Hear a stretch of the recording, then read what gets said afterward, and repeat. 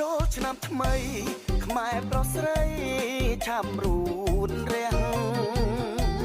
រៀបចំផ្ទាំងចាំទទួលទេវតាឆ្នាំថ្មីអ្នកស្រុកស្រែអ្នកទីក្រុងកុំបងអងអីចូលឆ្នាំ3ថ្ងៃយើងជួបជុំគ្នាសូមជូនពរជ័យបងសុខសួស្តីផុតឆ្នាំចាស់ផ្លាស់ឆ្នាំថ្មីគ្មានភ័យរោគា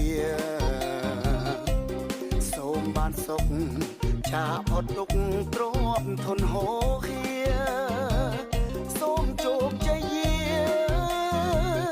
ដល់ជាតិខែមរាទួងឆ្ងាយចិត្តនាយសមុទ្រផុតជើង